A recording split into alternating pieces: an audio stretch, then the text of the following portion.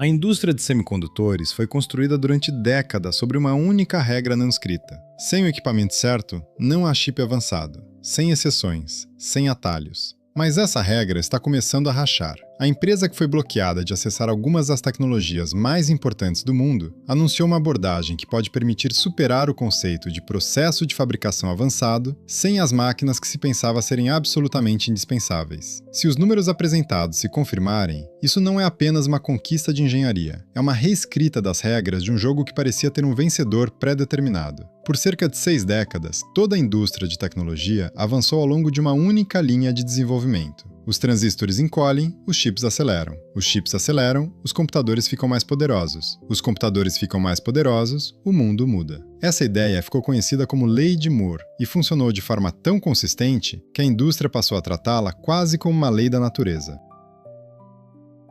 A cada 2 anos aproximadamente, os engenheiros encontravam uma forma de tornar os transistores ainda menores, dobrando o número deles em um dia, e o desempenho dava mais um salto. Dos milhares de transistores por chip nos anos 70, chegamos a bilhões nos anos 2000 e a centenas de bilhões hoje.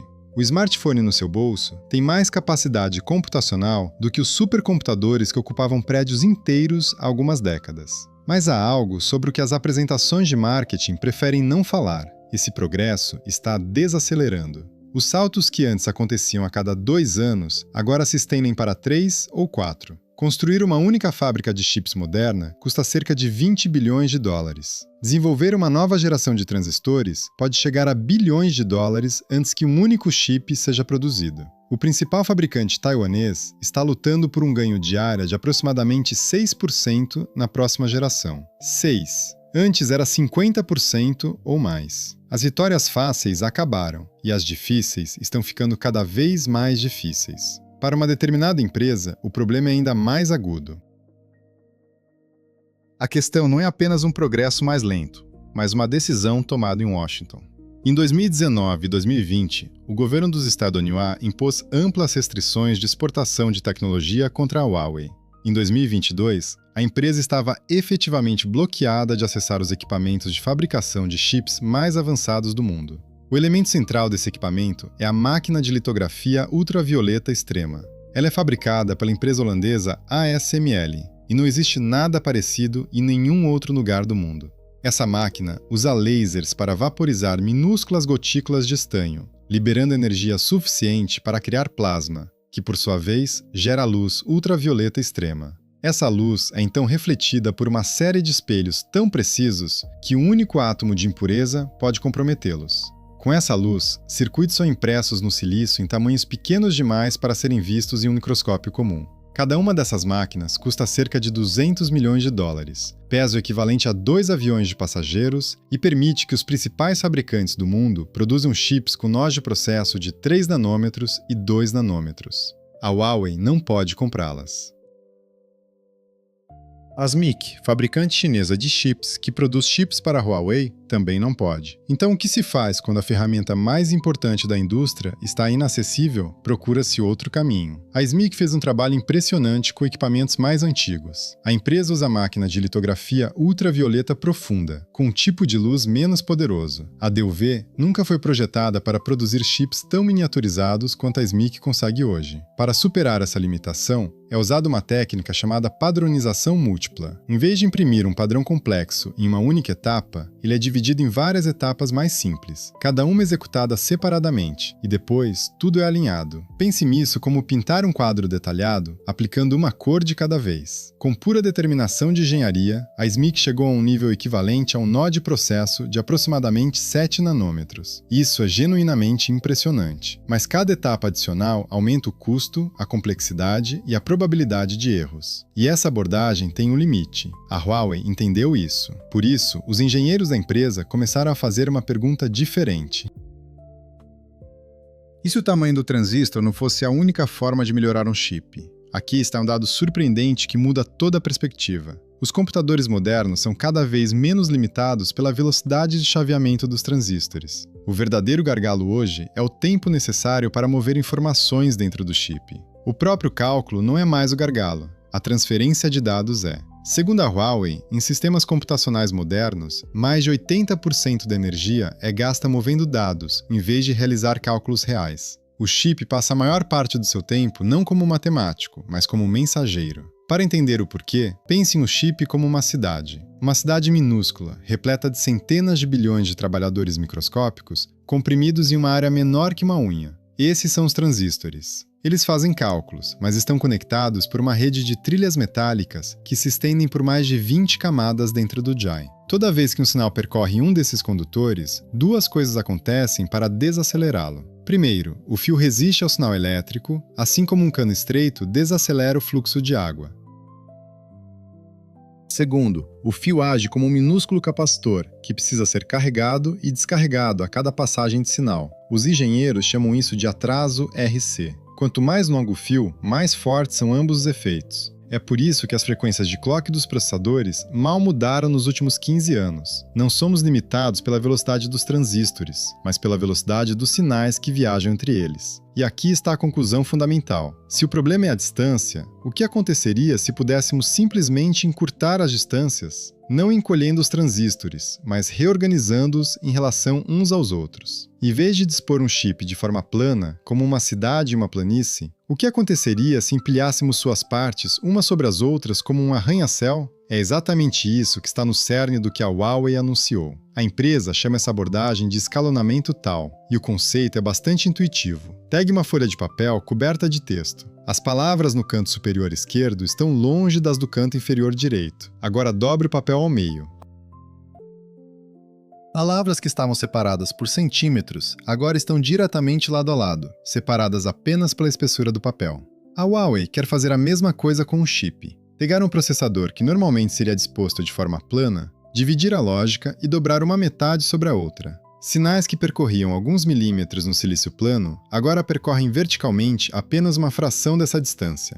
Milímetros se tornam micrômetros. A latência, o consumo de energia e o calor causados pelo movimento de dados diminuem drasticamente. Nos resultados preliminares, a Huawei reporta uma densidade de 238 milhões de transistores por milímetro quadrado, com essa abordagem empilhada, o que representa cerca de 55% mais lógica na mesma área em comparação com o design plano. E em um roteiro que se estende até aproximadamente 2031, a empresa reivindica um desempenho equivalente ao esperado de um chip processador de 1,4 nanômetros. Tudo isso sem litografia EUV. Vale a pena pausar aqui, porque muitas manchetes interpretaram mal essa afirmação. Quando os fabricantes de chips falam em nanômetros hoje, esses números são mais um rótulo de marketing do que uma medida física.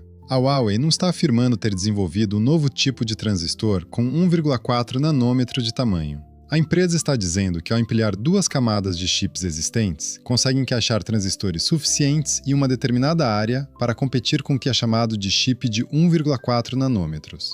Isso ainda é impressionante, mas é um tipo diferente de conquista. Não um avanço no nível do transistor, mas uma técnica no nível do sistema. O verdadeiro avanço, se for de fato concretizado, está em outro lugar.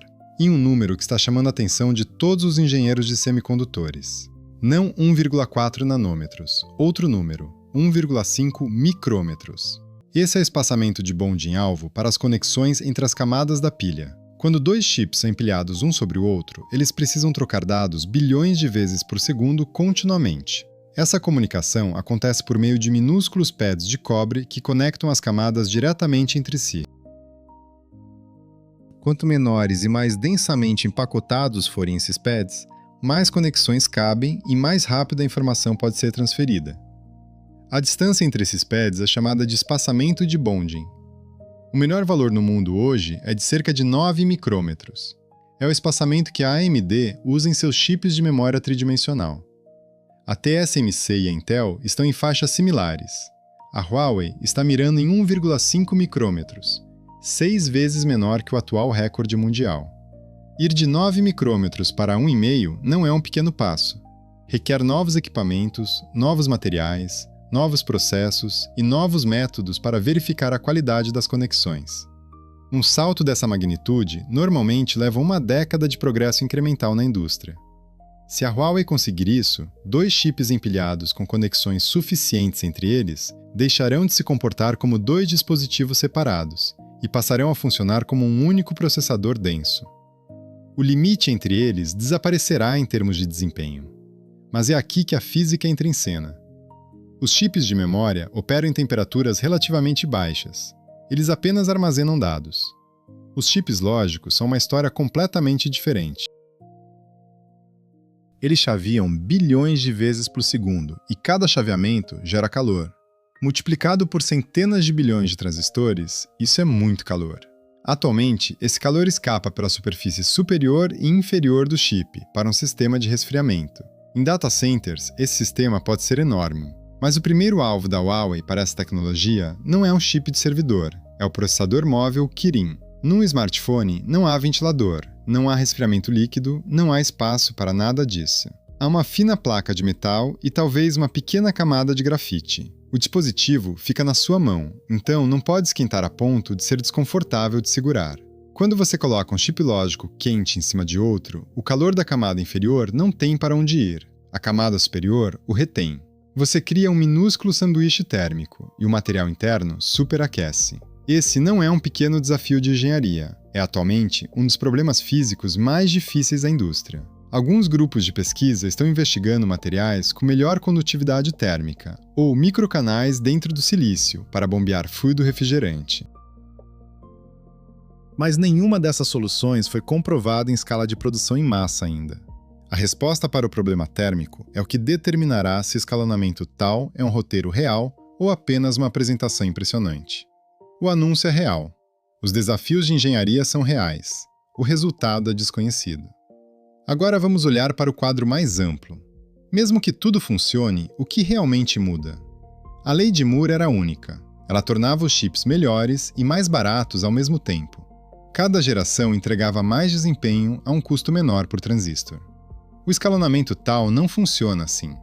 Empilhar chips é mais caro do que dispô-los de forma plana. Um processo de bonding de 1,5 micrômetros custará mais do que um de 9 micrômetros. Você obtém desempenho em troca do custo, mais capacidade na mesma área, mas paga mais por isso. Em um mundo onde o escalonamento tradicional está desacelerando, todo caminho para o crescimento de desempenho tem valor, mas é um tipo diferente de progresso. Vale mencionar, a Huawei não está sozinha nessa direção. A AMD já está empilhando memória sobre lógica. A memória de alta largura de banda empilha múltiplos DIs uns sobre os outros. A Intel e a TSMC têm seus próprios programas de empacotamento tridimensional. A indústria já estava se movendo nessa direção. A Huawei está empurrando esse movimento de forma mais agressiva e rápida, em parte por necessidade, em parte porque a empresa tem a capacidade de engenharia para tentar isso. O roteiro da empresa se estende até aproximadamente 2031. Muita coisa pode mudar nesse período. As principais questões de curto prazo são: a SMIC consegue produzir chips empilhados em escala com bom rendimento, ou seja, com uma proporção suficientemente alta de chips funcionais entre o total produzido?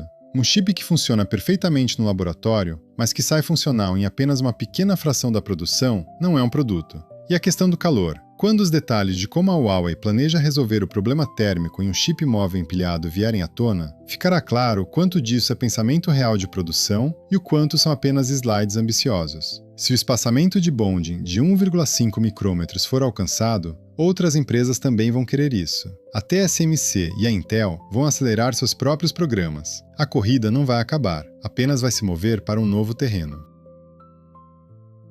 E é isso que é ao mesmo tempo belo e assustador na engenharia de semicondutores. Quando alguém diz, isso é impossível, outra pessoa vai lá e faz uma versão disso. Nem sempre da forma que os céticos esperavam, e nem sempre no prazo prometido, mas em algum momento acontece. O anúncio da Huawei não é prova de vitória, é prova de que a empresa ainda está no jogo. E em um jogo dessa magnitude, isso por si só já significa algo. Se você gosta de entender como a tecnologia realmente funciona, curta o vídeo. Isso realmente ajuda o canal a alcançar mais pessoas que se importam com esse tipo de assunto. Inscreva-se e ative o sino para não perder o próximo vídeo. E deixe um comentário abaixo. Você acha que a Huawei conseguirá resolver o problema térmico e fazer isso funcionar em um smartphone real?